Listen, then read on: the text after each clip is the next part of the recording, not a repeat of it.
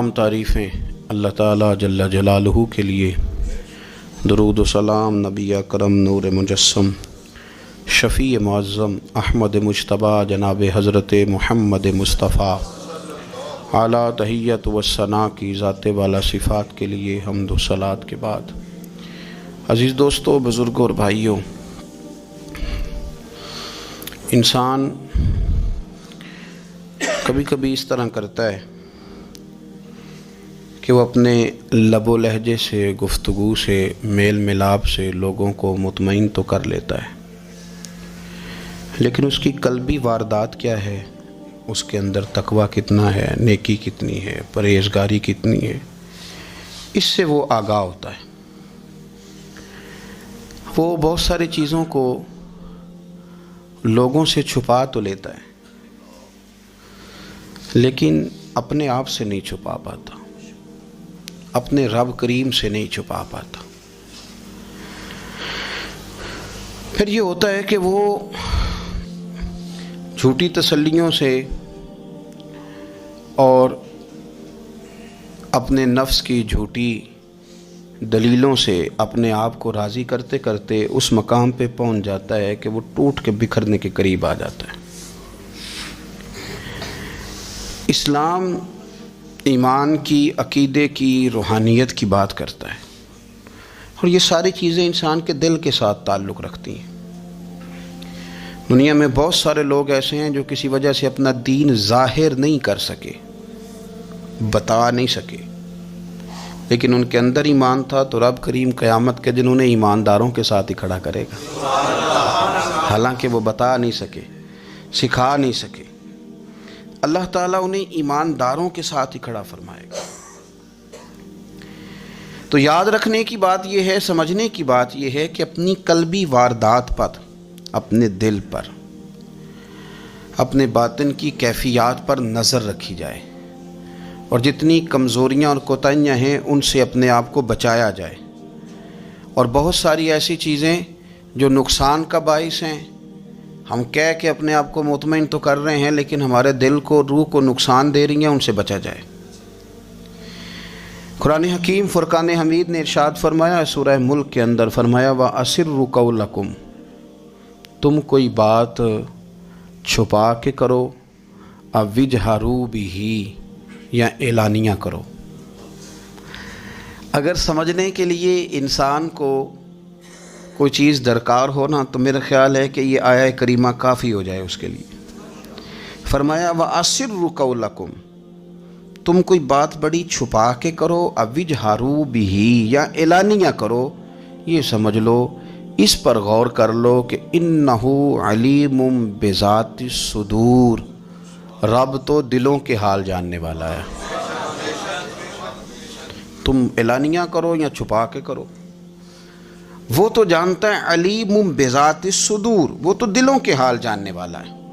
تم بے شک اونچا کرو، بے شک آہستہ بولو۔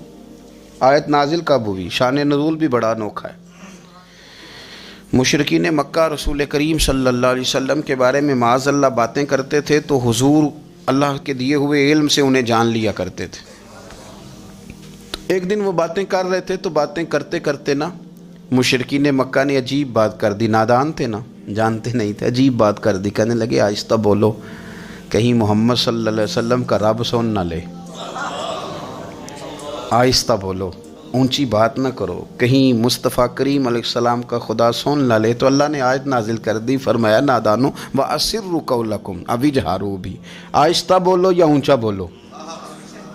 اور شارحین نے، مفسرین نے لکھا ہے نہ بھی بولو، آہستہ بولو یا اونچا بولو، یا بے شک تم کوئی بات زبان سے ادا نہ بھی کرو، إِنَّهُ عَلِيمٌ بِذَاتِ الصُّدُورِ، رب تو تمہارے دلوں کے حال جاننے والا ہے، اسے تو پتہ ہے تم نے سینے میں کیا چھپایا ہے، حسد چھپایا ہے کہ رشک چھپایا ہے، عداوت چھپائی ہے کہ محبت چھپائی ہے، اسے تو پتہ ہے، اسے خبر ہے، اس لیے کہ وہ نظر ہی تمہارے دل پہ رکھتا ہے، اسے پتہ ہے تمہارے اندر کیا ہے۔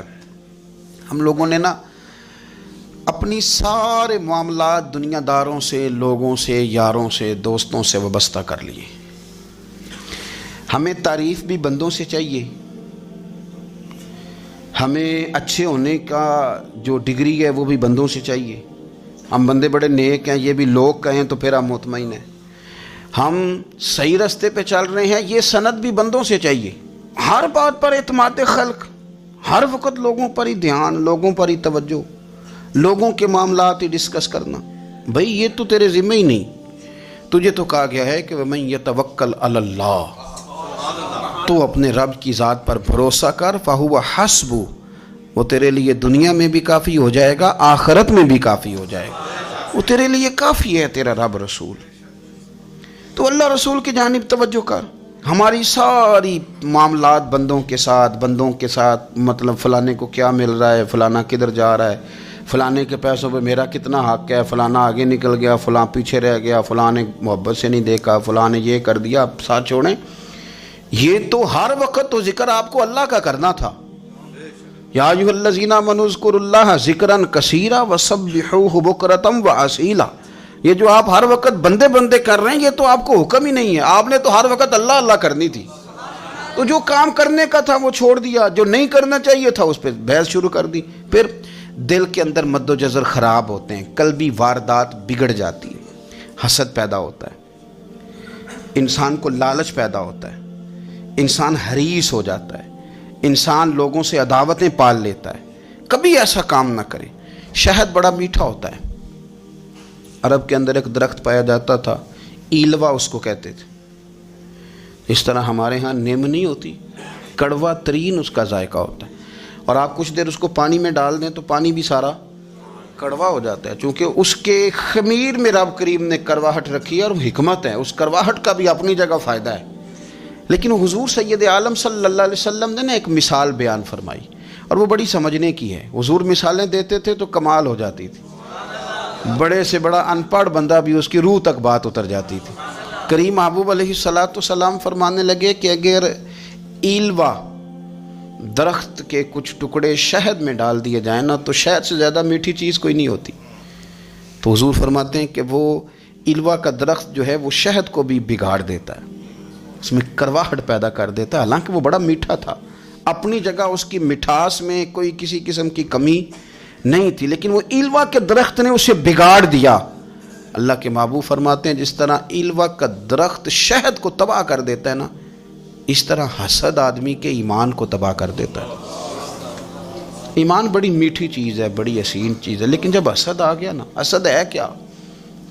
حسد بندوں سے نہیں ہوتا، یہ سمجھ لیں. حسد کا مطلب، حسد کی لغوی تعریف یہ ہے کہ یہ سمجھ لینا کہ یا اللہ اسے نہیں دینا چاہیے تھا، مجھے دینا چاہیے تھا. یہ تعریف ہے. تو حسد ہوتا کس سے؟ حسد دراصل بندے پہ نہیں کیا جاتا. حسد کا معنی یہ ہے کہ آپ اللہ کی تقسیم پر اعتراض کر رہے ہیں. آپ کا کہنا یہ ہے کہ یا اللہ یہ تقسیم ٹھیک نہیں ہوئی، معاذ اللہ یہ ادھر چلا گیا، یہ تو ادھر آنے والی چیز تھی. تو یہ آپ نے ڈائریکٹ جو مقابلہ شروع کیا، معاذ اللہ یہ تو آپ نے اللہ کی تقسیم کے ساتھ شروع کر دی. تو پھر دل میں بگاڑ آتا ہے، پھر انسان ٹوٹ پھوٹ کا شکار ہوتا ہے، پھر وہ کمزور پڑ جاتا ہے، پھر وہ ایسی باتیں کرتا ہے جو اس کے منصب کے مطابق نہیں ہوتی، کچی بات کرتا ہے، کمزور بات. اللہ بہتر جانتے ہیں کون سی چیز اس نے کہاں رکھنی ہے. رب کی حکمت پر اور اس کی دی ہوئی توفیق پر راضی رہنا ایمان کا تقاضا ہے. لیکن ہمیں تو چاہیے تقسیم اپنی مرضی کی. ادھر کیوں چلا گیا، ادھر آنا چاہیے تھا. بھئی آپ کو یہ کس نے حق دیا ہے؟ مالک نے جو چاہا، جب چاہا، جہاں چاہا اپنے فضل سے عطا فرمایا. حسد، اور پھر اس کے اگر کوئی حسد نہیں کرتا تو لالچ شروع کر دیتا ہے. وہ کہتا ہے کہ یہ جو اس کا مال ہے اس میں میرا بھی حق تھا، یہ تو مجھے ملنا چاہیے تھا. آپ یقین کریں کہ بندے بندوں سے کم پیار کرتے ہیں، جیبوں سے زیادہ پیار کرتے ہیں. اس بندے کو تو کوئی نقصان نہیں جس کے ساتھ آپ نے تعلق رکھا ہوا ہے جیب کا، لیکن آپ بڑے کمزور ہو گئے. آپ جب لالچ کر لیا، نفسانیت میں آ گئے تو آپ کمزور پڑ گئے. آپ نے مطلب کیا، آپ کا کیا خیال تھا کہ رب کی بارگاہ سے کوئی کم ملنے والا تھا جو بندوں پہ اتنی توجہ کر لی؟ حضرت بہلول دانا رحمۃ اللہ علیہ نے کیا خوبصورت انداز ہے. رب کریم کے بندوں کی باتیں اللہ کے لشکروں میں سے لشکر. کیا سوچ تھی، کیا نظریہ تھا، کیوں یہ لوگ اتنے مضبوط تھے؟ فکری طور پر مضبوط تھے، فکری طور پر. ہارون رشید حج کر کے واپس آ رہا ہے. حضرت بہلول دانا راستے میں بیٹھے ہیں، ملاقات ہو گئی، کہنے لگا حضور کوئی حکم ہو تو بتائیے گا۔ فرمانے لگے کوئی نہیں، تو جا اپنا کام کر۔ بادشاہ ہے یا کسی کو کارڈ مل جائے تو وہ لوگوں کو دکھاتا پھرتا ہے، وزیر صاحب نے خود دیا ہے۔ بادشاہ وقت خود کہہ رہا حضرت کوئی حکم ہو تو؟ فرمایا نہیں، اللہ خیر کرے گا۔ تو کہنے لگا حضور میں نے سنا ہے آپ مقروض ہیں تو بتا ہی دیتے۔ تو آپ مسکرا کے فرمانے لگے تیرا کیا خیال ہے بھلا؟ کہنے لگے حضور کس بابت؟ فرمانے لگے تیرا کیا خیال ہے کہ اللہ ہارون رشید کو دے گا اور بہلول دانا کو بھول جائے گا؟ تیرا کیا خیال ہے؟ رب کریم ہارون رشید کو تو دیتا جائے گا اور بہلول دانا کو بھول جائے گا؟ بادشاہ کہتا ہے کہ میں چکرا ہی گیا کہ بھلا اس سوال کا کیا جواب ہے؟ تو میں نے کہا حضور رب تو بھولنے سے پاک ہے، وہ تو کسی کو نہیں بھولتا، اسے نہ اونگ آتی ہے نہ نیند آتی ہے۔ تو فرمانے لگے جا پھر اپنا کام کر، جب مناسب سمجھے گا تو بہلول کو بھی قرضے سے نجات عطا کاری دے گا۔ تو جا اپنی ڈیوٹی کر، وہ جب چاہے گا نا تو میرے قرضے دور۔ تو کیا سمجھتا ہے کہ تجھے یاد رکھے گا مجھے بھول جائے گا؟ یہ کیسے ہو سکتا ہے؟ او یار ادھر دیکھ میری بات سن۔ او بھائی وہ تیرا میرا رب ہے، یہ ہو سکتا ہے کہ امیروں کو دے دے اور تیرے جیسے میرے جیسے غریبوں کو وہ بھول جائے؟ یہ ہو سکتا ہے؟ تو کیوں لوگوں کی جیبوں پہ توجہ، لوگوں کی جیبوں پہ نظریں، فلانے کے پاس آ گیا تو میں رہ گیا، مطلب کس لیے؟ ہمارا رب کسی کو بھولتا نہیں ہے، کسی شخص کو وہ میرا مالک اپنے فضل سے نظر انداز نہیں کرتا، وہ سب کو نوازتا ہے، لیکن اس کی حکمت کے تقاضوں کا انتظار کرنا مسلمان کی شان ہے۔ کبھی کسی حسد میں کبھی کرنا ہو تو رشک کریں، مزہ آئے گا۔ اور یہ رشک کرنے کا نا، رشک کا معنی کیا ہے؟ حسد کا معنی یا اللہ اسے نہیں دینا چاہیے تھا، مجھے دینا چاہیے تھا، اور رشک کا معنی یا اللہ تو نے دیا ہے، کیا بات ہے، اسے دیا تو کیا بات، اگر تو نے دیا تو مالک جچا بھی ہے، اگر تو نے دیا ہے تو نظر بھی آیا ہے، اگر تو نے دیا ہے تو پھر کیا بات ہے، کمال ہو گئی، وہ نظر آ رہا ہے۔ اور یا اللہ اسے دیا ہے تو میں بھی تیرا بندہ ہوں، اسے بھی اور دے اور مجھے بھی عطا فرما۔ یہ رشک ہے۔ رشک کا نا حضور نے حکم دیا ہے، نبی پاک نے رشک کا۔ ہمارا یہ مسئلہ ہے کہ ہم نا جو کرنے والا کام ہے وہ نہیں کرتے، رشک کریں۔ بخاری مسلم میں حدیث ہے، نبی پاک صلی اللہ علیہ وسلم نے فرمایا دو بندوں پر رشک کرو۔ کہو کیا بات؟ رشک کرو دو بندوں۔ یا رسول اللہ کون کون سے؟ فرمایا ایک وہ مالدار جسے اللہ دولت دے اور وہ صبح بھی رب کے رستے میں خیرات کرے اور شام بھی رب کے رستے میں خیرات کرے، یہ قابل رشک ہے۔ کہو تیری کیا بات ہے بھائی، کیا تجھے اللہ نے نوازا ہے، اور اس پر رشک کرو کو یا اللہ اسے اور دے تاکہ یہ تیرے بندوں پہ اور اثار کرے اور تیرے بندوں پہ سخاوت کرے، اور اللہ اس کے فعل تصدق ہمیں بھی عطا فرما۔ اور حضور فرماتے ہیں ایک مالدار پر جو صبح و شام سخاوت کرے، اور ایک اس عالم پر جسے اللہ قرآن کا علم دے، وہ صبح بھی لوگوں کو قرآن مجید کے ترجمے، تفسیریں، قرآن کے درس سکھائے، اور شام بھی لوگوں کو قرآن مجید کے درس عطا فرمائے۔ اس پر رشک کرو، کہو کیا بات ہے یار تیری، تجھے اللہ نے کتنا نوازا۔ قابل رشک لوگوں پر رشک کرو، ان کی تعریف کرو، ان کے لیے اچھے کلمات ادا کرو۔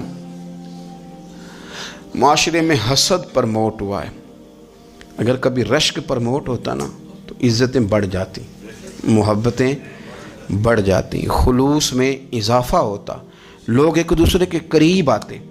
ہم نے کسی فضیلت والے کی فضیلت کو تسلیم کرنے سے انکار کر دیا، ہم نے کسی بڑائی والے کی بڑائی کو تسلیم کرنے سے انکار کر دیا، ہم نے حسد کیا، ہم نے لالچ کیا، ہم حریص ہوئے۔ اس کا نقصان یہ ہوا کہ لوگ ایک دوسرے کے پاس رہتے ہوئے پاس نہیں رہتے، ایک دوسرے کے ساتھ وقت گزار رہے ہوتے ہیں لیکن ان کے بارے میں رویے ان کے سخت ہوتے ہیں، لب و لہجہ تلخ ہوتا ہے، جب وہ کسی کے بارے میں بے لاگ تبصرہ پوچھا جائے تو غلط باتیں کریں۔ رشک کریں، دیکھیں نا حضرت ابو بکر صدیق رضی اللہ، حضرت عمر فاروق رضی اللہ، ساری زندگی دوڑ لگی رہی۔ حضرت عمر کہتے ہیں میں نے ساری زندگی دوڑ لگائی ہے کہ ابو بکر سے آگے گزر جائیں، لیکن یہ دوڑ حسد والی نہیں، یہ رشک والی۔ فرماتے میرا دل کرتا تھا کہ میں نیکیوں میں ابو بکر سے آگے گزر جاؤں، حضور کے عشق میں ابو بکر سے آگے گزر جاؤں، نبی پاک علیہ السلام کی اولاد کی محبت میں ابو بکر سے آگے گزر جاؤں، میں نا خیر کے کاموں میں آگے گزروں۔ کہتے میرا ساری زندگی رشک کا رشتہ رہا، یہ رشتہ شاندار ہے، اس پر عمل کریں، اس پر توجہ کریں۔ بجائے اس کے کہ یہ کہنا کہ استاد جی کا فلانے سے زیادہ پیار ہے، پیار کی وجوہات تلاش کر۔ مرشد فلانے پہ نظر رکھتے ہیں تو میرے بھائی وہ نوٹوں کی وجہ سے نظر نہیں رکھتے، تو وجہ تو تلاش کرنا، وجہ کیا ہے؟ تو اپنے آپ کو اس طرح کا بنا، تو اس طرح کی کیفیات پیدا کر اپنے اندر۔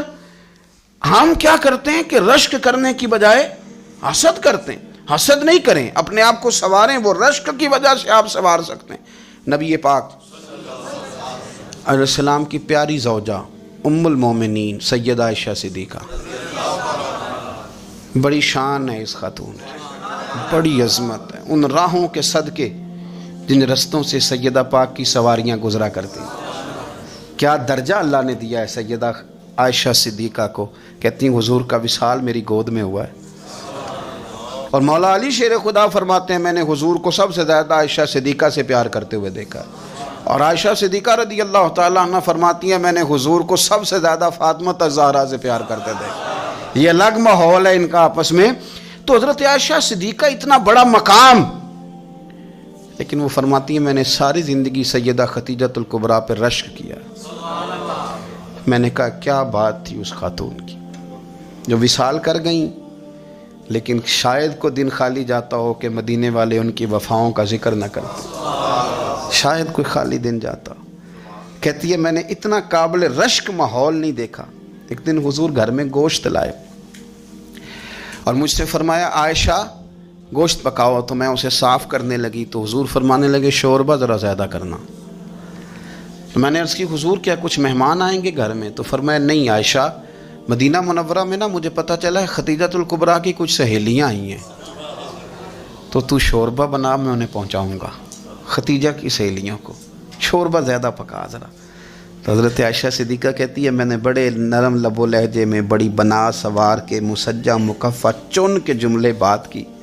میں نے عرض کی حضور سنا ہے وہ آپ سے 15 سال عمر میں بڑی تھیں، نکاح بھی پہلے ہو چکا تھا، اور بتاتے ہیں لوگ کہ بظاہر کوئی حسن و جمال بھی اس ماحول کا نہیں تھا۔ حضور اللہ نے آپ کو جوان اور خوبصورت بیویاں دی ہیں، پر میں جب بھی سنتی ہوں جناب خدیجہ کا ذکر ہی سنتی ہوں۔ میں نے رشک کے انداز میں کہا، کہتی میں بات کیا کہ خاموش ہو گئی، اور جب میں نے نظر اٹھا کے دیکھا تو حضور کی آنکھوں میں آنسو۔ نبی پاک صلی اللہ علیہ وسلم کا یہ انداز دیکھا تو میں نے کہا حضور میں رب رسول کی بارگاہ میں توبہ کرتے ہیں، اب تو رو دیے۔ تو حضور فرمانے لگے عائشہ یہاں جو بھی آیا ہے نا وہ سکھوں اور آسانیوں کے دنوں میں آیا ہے، اور خدیجہ میری ان دنوں کی ساتھی تھی جو میرے تکلیف کے دن تھے، میری آزمائشوں کی، میری پریشانیوں کی میری ساتھی تھی۔ جب لوگ مجھے تکلیف دیتے تھے میں گھر جاتا تھا تو مجھے کہتی تھی حضور آپ تو صلہ رحمی کرتے ہیں، غریبوں کا بوجھ اٹھاتے ہیں، آپ تو لوگوں کے ساتھ محبت سے پیش آتے ہیں، حضور آپ پریشان نہ ہو، آپ کا رب آپ کو ہمیشہ عزتیں ہی عطا فرمائے گا۔ فرمایا وہ میری تکلیفوں کی اسے کیسے؟ میرے بھائی رشک کیا لوگوں نے ایک دوسرے پر، حسد نہیں کیا۔ ہم تو نا جی اپنی مرضی کے فیصلے کرتے کرتے پیچھے رہ گئے۔ ہم نے لوگوں کو پیچھے کرنے کا سوچا تھا لیکن ہم سب سے پیچھے رہ گئے۔ ہم نے سیاست اور سازش کی تھی کہ کچھ لوگوں کے دلوں پہ پیر رکھ کے میں اپنا قد اونچا کروں گا، کچھ کے سینوں پہ پیر رکھ کے، لیکن ایسا نہیں ہوتا، یہ ہوتا نہیں۔ آپ کسی کی جگہ نہیں لے سکتے، اس لیے کہ رب نے سب کی جگہ اپنی اپنی بنائی ہوئی، سب کی جگہ۔ ہاں ایسا ضرور ہوتا ہے کہ کئی دفعہ نا ہم اپنے مقام کو گرا لیتے ہیں۔ وہ کسی نے کہا تھا کہ ایسا نہیں کہ تیری جگہ کوئی اور آ گیا، لیکن تیرا مقام بھی اب تیرا نہیں رہا۔ ہوتا یہ ہے کہ ہم نہ گرا لیتے ہیں اپنے آپ کو۔ اگر ہم رشک کا ماحول پیدا کریں، رشک کا، اور ہم کہیں کہ کیا بات ہے میں بھی سفر کروں گا، اس جانب جاؤں گا، بجائے یہ کہنا کہ فلاں آدمی بڑا آگے نکل گیا ہے، یہ کر کے نکل گیا ہے، وہ کر کے نکل گیا ہے، یہ کہنا کہ یار میں بھی رب کریم کی اس مدد کو تلاش کرتا ہوں جس کی برکت سے اللہ نے اس پر فضل فرمایا ہے۔ امام غزالی فرماتے ہیں 3 لوگوں میں حسد زیادہ ہوتا ہے، بغض زیادہ پیدا کر لیتے ہیں۔ اب چونکہ مضمون ہے تو ساری بات کھل کے ہی کرنی پڑے گی نا۔ فرماتے ہیں 3 لوگوں میں حسد، بڑے عہدے والوں میں حسد زیادہ ہوتا ہے۔ یعنی صوبائی وزیر کہتا ہے کہ حق میرا ویسے وفاقی وزیر کا تھا، اور وفاقی وزیر کہتا ہے کہ جتنا میرا تجربہ ہے نا مجھے بنایا وزیر اعظم ہی جاتا تو بات ٹھیک تھی۔ حسد زیادہ، بڑے عہدوں والوں میں حسد، اور امام غزالی فرماتے ہیں مالداروں میں حسد زیادہ ہوتا ہے۔ غریب نے غریب سے کیا جلنا ہے؟ جلنے کو شے ہی کوئی نہیں، کس سے جلیں گے؟ تو غریب تو بیچارہ 4 روٹیاں ہوتی ہیں تو وہ کہتا ہے چلو ٹھیک ہے آ جاؤ، دونوں مل کے بیٹھ جاتے ہیں۔ غریبوں کے دوست بھی غریب، امیر حسد کرتے ہیں، وہ سودے پہ سودا کرتے ہیں، وہ ایک دوسرے کی کمزوریاں بیان کرتے ہیں۔ میں نے گاہکوں کو نفع لیتے دیکھا ہے، فلانے سے مال لیتے تھے جی، اس نے بڑا تنگ کیا، تو کہتا ہے اسی طرح کا تو مجھ سے خریدا کر۔ لوگ استعمال کر جاتے ہیں، وجہ بیچ میں کیا ہوتی ہے؟ حسد، عداوت، خرابی ہوتی۔ اور تیسری بات امام غزالی نے شاید میرے لیے کہی ہے، امام غزالی فرماتے ہیں علماء میں حسد بڑا ہوتا ہے، عہدیداروں میں، مالداروں میں اور علم والے لوگوں میں۔ وہ بھی اللہ کی تقسیم پر راضی نہیں ہوتے، چونکہ وہ سمجھتے ہیں مجھے یہ لفظ آتے ہیں، میری قابلیت زیادہ ہے، میں زیادہ پڑھا لکھا ہوں، تو یہ منصب بھی میرا تھا، یہ کام بھی میرا تھا، یہ بھی میرے پاس ہونی چاہیے۔ ایسا نہیں ہوتا، یہ تو رب کریم کی عطا ہے۔ میں کئی دفعہ کہہ چکا ہوں کہ کام لینے پہ آئے تو میرے جیسے بیکار آدمی سے کام لے لے، یہ اس کی عطا ہے۔ اب ہمیں کرنا کیا ہے؟ ہمیں اس کی تقسیم پر راضی رہنا ہے، اس کی تقسیم پر قربان جائیں۔ رسول پاک علیہ السلام سے صحابی نے پوچھا حضور عزت کیا ہے؟ فرمایا جو رب نے تجھے دیا اس پہ راضی ہو جا، اللہ عزت عطا کر دے گا۔ قناعت کر، جو اللہ نے تجھے دیا اس پر قناعت کر، اللہ تجھے عزت دے دے گا۔ حضور ذلت کیا ہے؟ فرمایا لوگوں سے لالچ نہ رکھنا، تو ذلیل ہو جائے گا، لالچ نہ کر۔ تیزی کے ساتھ پرموٹ ہوتی ہیں چیزیں، ہمیں سازش کرنی آتی ہے، ہمارا خیال ہوتا ہے کہ میں نے دوسروں کے پیسوں پہ کاروبار کرنا ہے، ہمارا خیال ہوتا ہے کہ پالٹی ڈال کے روٹی کھانی ہے، ہمارا خیال ہوتا ہے کہ کسی بندے کو کس طرح استعمال کرنا ہے۔ یاد رکھ لینا، کبھی بات نہ بھولنا، جو لوگوں کو استعمال کرنا چاہتا ہے وہ ساری زندگی استعمال ہوتا رہتا ہے۔ جو کسی شخص کو کسی مقام پر رسوا کرنا چاہتا ہے اپنی عزت بچا نہیں پاتا۔ جو آدمی لوگوں کو حقیر جانتا ہے اللہ اسے کبھی عزتیں عطا نہیں کرتا، وہ گڑھوں کے اندر گرتا چلا جاتا ہے۔ یاد رکھیں جو عزتیں دینی شروع کر دے رب اسے باعزت بنا دیتا ہے، جو پیار کرنا شروع کر دے معاشرے میں لوگ اس سے پیار کرنے لگ جاتے۔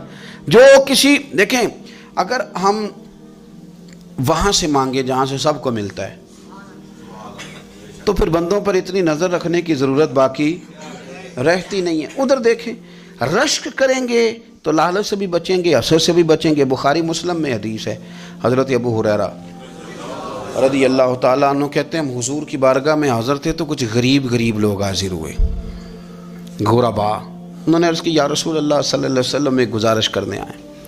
حضور نے فرمایا کہو۔ کہ یا رسول اللہ امیر تو ہم سے آگے نکل گئے۔ حضور نے فرمایا کس بات میں؟ عرض کی حضور نمازوں میں نہیں ہم گزرنے دیتے، اتنے نفل وہ پڑھتے ہیں اتنے ہم بھی پڑھ لیں گے۔ صحیح بتانا صحیح، آج کل یہ نمازوں کا مقابلہ بھی ہے کہ نفل میں نے زیادہ پڑھنے، عبادت میں نے۔ ہمارے اصحاب رحمۃ اللہ علیہ فرمایا کرتے تھے آستانوں پہ گدی نشینوں کا تو رولا ہوتا ہے، اللہ اللہ کرنے کا رولا نہیں ہوتا۔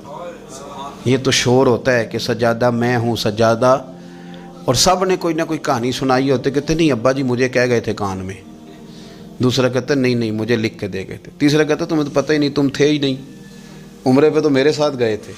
جو میرے ساتھ ان کا معاہدہ ہوا وہ خانہ کعبہ میں ہوا ہے، لہذا میرا پہلا نمبر ہے۔ سب کے پاس کوئی نہ کوئی معاملہ ہوتا ہے، یہ سارے کام کوئی ضروری نہیں۔ ضروری کیا ہے کہ وہ جو کہتے تھے کرو، جس نے سب سے زیادہ کر کے دکھایا ہے وہ زیادہ جانشین ہے، وہ زیادہ جانشین ہے جس نے زیادہ کر کے دکھایا ہے۔ معاملہ تو یہ ہے کہ اس رستے پہ کس نے چلنا ہے۔ لوگ تو سجادہ نشینی سے بھاگا کرتے تھے، بھاگتے تھے۔ حضرت ابو بکر صدیق رضی اللہ تعالیٰ عنہ کا وصال ظاہری ہوا تو حضرت عمر خلیفہ بنے، تیسرا دن تک خلیفہ بنے ہوئے، 2-3 چھوٹی چھوٹی بچیاں آ گئیں، چاچا جان آپ خلیفہ بنے؟ فرمایا ہاں۔ چلو پھر عصر کے بعد ابو بکر ہمارے گھر جاتے تھے۔ فرمایا پتر تمہارے گھر کیا ہے؟ کہنے لگی ہم یتیم ہیں، ہمارا بھائی کوئی نہیں۔ ابو بکر روز عصر کے بعد آتے تھے، ہماری بکریوں کا دودھ دھو کے ہمیں دے جاتے تھے، کچھ بیچ کے گزارا کر لیتی تھیں، کچھ پی لیتی تھیں۔ چچا 3 دن ہو گئے، میری اماں بھی روتی ہے، بہنیں بھی روتی ہیں، آپ چلیں گے؟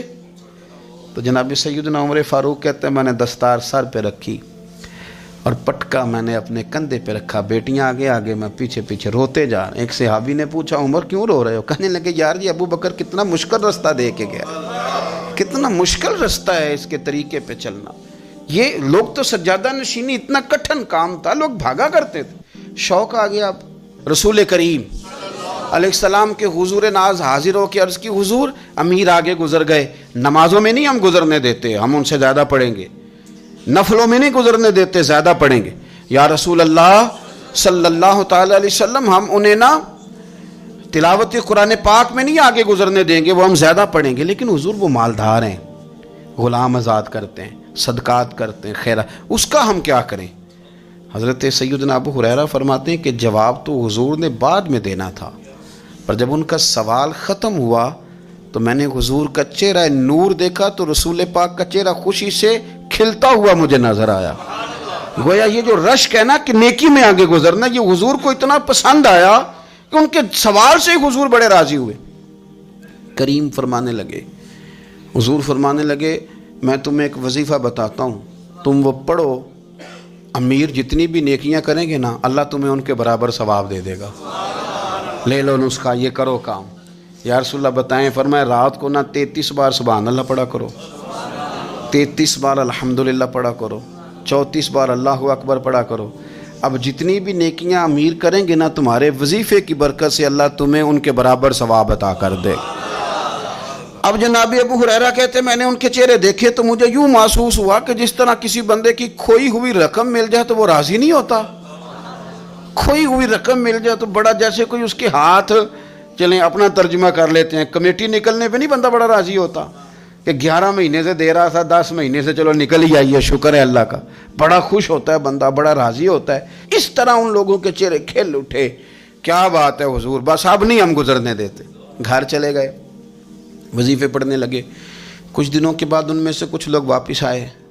हज़रत अबू हुरैरा कहते हैं, मुझे चूँकि वो पुरानी बात याद थी तो मैं दिलचस्पी से उनका आना जाना देखने लगा। वो करीम की बारगाह में आके बैठे तो उनमें से एक शख्स बड़ी परेशानी के साथ कहने लगा, हुजूर बड़ी परेशानी लग गई। फरमाया क्या हुआ? अर्ज़ की, या रसूल अल्लाह सल्लल्लाहु अलैहि वसल्लम, वो जो आपने वजीफ़ा बताया था ना, मेरे कुछ पड़ोसी अमीर हैं, वो तो उन्होंने भी सुन लिया है। हुजूर रात मैंने सुना है, वो मालदार बंदा है, सदके खैरात भी बड़े करता है, गुलाम भी बड़े आज़ाद करता है, पर वो भी सोते वक्त 33 बार सुभान अल्लाह पढ़ रहा था। वो तो उसने भी सुन लिया हुजूर, वो बात यहाँ से निकली है, जाने कहाँ कहाँ पहुँच गया, तो वो भी पढ़ रहा था। हुजूर अब क्या बनेगा? तो कहते हैं उसके सवाल पर भी मेरे हुजूर बड़े ही मुस्कुराए। बाकायदा देहक हो गया हुजूर के, देहक हो गया। सरकार खोल के नहीं मुस्कुराते, लेकिन आज हुजूर इतना मुस्कुराए कि मैंने हुजूर के मुकद्दस दांतों की ज़ियारत कर ली। देहक हो गया बाकायदा हुजूर का। हुजूर फरमाने लगे, उन्होंने भी सुन लिया हुजूर, और सुन के पढ़ना भी शुरू कर। अब बात को समझें कि किसी अमीर ने ये नहीं कहा कि ये तो गरीब के लिए वजीफा था। मैं कहता हूँ अल्लाह अल्लाह का मिजाज ही नहीं। मिजाज ये कि सियासत कैसे करनी है, चक्कर कैसे चलाना है, कोई कहानी कैसे सुनानी है। उधर उनको मिला, हालांकि बात तो गरीबों से हो रही थी। हुजूर वो तो उन्होंने भी पढ़ना शुरू कर दिया। अब हम क्या करें? तो रसूल करीम ने फरमाया, वो भी पढ़ रहे हैं, हुजूर पढ़ रहे हैं, तो फरमाया ज़ालिका फ़ज़लुल्लाह यूतीही मन यशाह। भाई फिर ये तो अल्लाह का फजल है ना, वो जिसे चाहे अता करे। अब ये हुजूर ने कह दिया तो हज़रत अबू हुरैरा कहते हैं, मैंने पलट कर उन लोगों के चेहरे देखे, कुर्बान जाएं, मैंने फिर उनके चेहरों पर इत्मीनान देखा, मैंने सुकून देखा, इसलिए कि वो समझ गए जब रब फजल करे तो फिर फजल के मामले में अल्लाह के बंदे बहस नहीं किए करते। वो मुतमईन होके गए, कहने लगे हुजूर फिर ठीक है, अगर मालिक इस तरह तकसीम कर रहा है तो फिर हम राजी हैं अपने रब करीम की रज़ा पे। अपनी ज़िंदगी जब आप बड़ी मोहब्बत से कुर्ब व जवार से तशरीफ़ लाते हैं, मैं कुरान और सुन्नत के बहुत सारे उन्वानात देख के आपकी खिदमत में एक बात अर्ज़ करूं, अपनी सारी तवज्जो अपने रब रसूल की जानिब माइल करें। जितना आप दाएं बाएं देखेंगे ना, उतना गाड़ी के टकराने का ख़तरा बढ़ जाएगा, वसवसे ज़्यादा आएंगे, उलझ जाएंगे। इतना ज़्यादा दाएं बाएं ना देखें, ये क्या कर रहा है, फलाना क्या कर रहा है, फलाने का ये मामला किस तरह का था, ना ना ना। आप तवज्जो अल्लाह की जानिब रखें। देखें मेरा और मेरे रब का मामला ठीक चल रहा है, अल्लाह रसूल के साथ मेरे मामलात ठीक हैं। यहाँ तो आप किसी की इस्लाह करेंगे, दावत देंगे या दुआ करेंगे, तनकीद की तो वैसे दीन में इजाज़त नहीं है। आपने यहाँ किसी की इस्लाह करनी और वो दर्द के साथ करनी, और यहाँ किसी के लिए दुआ करनी है कि या अल्लाह इस बंदे पे रहम फरमा, इसे बदल दे। तनकीद की और तंज की तो इजाज़त اپنا معاملہ رب کریم کے ساتھ، ہماری سوچیں کس طرح کی ہیں، ہمارے اندر ماحول کس طرح کا ہے، وہ چونکہ دلوں کے حال جانتا ہے. اور نبی پاک صلی اللہ علیہ وسلم نے فرمایا نہ تمہاری جیبیں دیکھتا ہے نہ تمہارے چہرے دیکھتا ہے، وہ تو جب دیکھتا ہے تمہارا دل دیکھتا ہے. اس کی کیفیت کیا ہے؟ حضرت انس بن مالک رضی اللہ تعالیٰ عنہ فرماتے ہیں، اس حدیث کو یاد رکھیے گا، حافظ منذری نے ترغیب و ترہیب میں لکھی ہے. فرماتے ہیں کہ حضرت انس بن مالک رضی اللہ تعالیٰ عنہ فرمانے لگے کہ ایک حضور کے ایک غلام، ایک صحابی بیمار تھے. تو حضور نے فرمایا انس چلو تیمارداری کرتے ہیں. کہتے ہیں حضور کے ساتھ گئے، نبی پاک صلی اللہ علیہ وسلم پہنچے. جب ہم نے اس شخص کو دیکھا تو حضرت انس کہتے ہیں ہم پریشان ہو گئے، چونکہ ہم نے اسے بڑا صحت مند دیکھا تھا، اب وہ کمزور ہو گیا، وجود پر بہت سارا گوشت دیکھا تھا، اب ہم دیکھ رہے ہیں کہ وہ ہڈیاں ہی ہڈیاں رہ گئی ہیں، چہرہ بڑا بارونق تھا، اب کمزوری ہو گئی. رسول کریم تشریف لے گئے اور حضور اس کی چارپائی کے سرہانے بیٹھے، اور جب حضور نے اپنا دست مبارک اس کے بالوں میں رکھا اور نبی پاک نے دست شفقت پھیرا تو کہتے ہیں اس شخص نے آنکھیں کھولی اور حضور کا چہرہ دیکھا تو اس کی خوشی کی کوئی انتہا نہ رہی، بڑا راضی ہوا، بڑا راضی. اور حضور نے اس کے لیے دعا کی، اس دعا پر بھی اسے بڑا اطمینان قلبی نصیب ہوا. کہتے ہیں حضور اکثر تیمارداری فرماتے تھے، پر آج نہ حضور نے ایک نرالی، انوکھی اور انفرادی بات ارشاد فرمائی. حضور نے فرمایا تو بڑا صحت مند تھا، کمزور ہو گیا، بڑا طاقتور تھا تو ضعیف ہو گیا، ایک سوال کا جواب تو دے. یا رسول اللہ فرمائیے. تو حضور فرمانے لگے اس حالت میں جب تو شدید بیمار اور تکلیف میں، یہ بتا کہ اس وقت تیرا اپنے رب کے بارے میں گمان کیا ہے. حضرت انس کہتے ہیں پہلے حضور بیماروں سے یہ سوال نہیں پوچھتے تھے، آج پوچھا، کیونکہ صحت میں لوگوں کی زبان پہ شکر ہوتا ہے اور بیماری میں شکوے ہوتے ہیں، معاذ اللہ. اس وقت اللہ کے بارے میں یہ سوچ حضور نے ہمیں دی ہے. تم نے ہر وقت یہ ذہن بنانا ہے کہ یہاں رب کریم کے بارے میں کیا تصورات پل رہے ہیں، آوازیں کیا اٹھ رہی ہیں، اس وقت تیرا اللہ کے بارے میں گمان کیا ہے. تو جناب انس بن مالک کہتے ہیں اس نے ہمیں اشارہ کیا کہ مجھے اٹھا کے بٹھاؤ.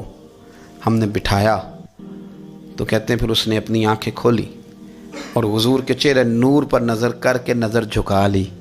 عرض کرتا یا رسول اللہ میں کمزور ہوں، بیمار ہوں، تکلیف میں ہوں، اٹھ نہیں سکتا، کھا نہیں سکتا، پر حضور ابھی بھی میرے دل سے آواز یہی نکلتی ہے کہ میرا رب بڑا ہی کریم ہے، میرا اللہ بڑا ہی مہربان ہے، وہ بڑا ہی معاف کرنے والا ہے، وہ اپنے بندوں سے پیار ہی بڑا کرتا ہے.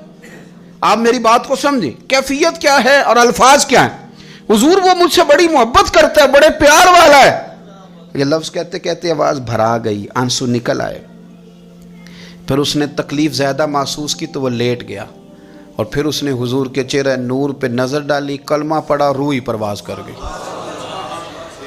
حضرت انس بن مالک فرماتے ہیں ہم اس کے گھر سے نکلے اور جب حضور اس کے کمرے سے باہر آئے تو رسول کریم نے پلٹ کر رک کر پھر پیچھے دیکھا اور فرمایا انس اگر کسی جنتی کی زیارت کرنی ہے تو میرے اس غلام کا چہرہ دیکھ لو.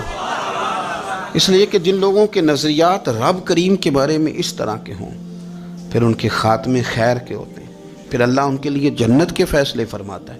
اپنے افکار میں، نظریات میں، سوچوں میں کوئی ضروری نہیں ہے کہ ہم لوگوں کو دو لفظ کہہ کے مطمئن کر لیں تو ہم خود ضمیر کے قیدی بن کے زندگی گزار دیں. یہ معاملہ ٹھیک نہیں، یہ صحیح نہیں چلتا. آپ اپنی قلبی واردات پر، قلبی خیالات اور تصورات پر کڑی نگرانی رکھیں گے. آپ دیکھیں گے کہ کہاں یہ مجھے خرابی کی طرف لے کر کے جا رہا ہے، کہاں یہ بدگمانیاں پیدا کر رہا ہے، کہاں یہ خرابیاں لا رہا ہے. یہ سختی پیدا کر دے گا، نفرتوں کو، لالچ کو، حسد کو، عداوت کو یہ بڑھا دے گا. آپ اپنے معاملات پر اپنے دل کو ہمیشہ حاضر رکھیں. اللہ اپنے محبوب کا صدقہ فضل کرے، وہ مقلب القلوب ہے تو وہ ہمارے دلوں کو اپنی طرف پھیر دے. آخر دعوانا ان الحمد للہ رب العالمین.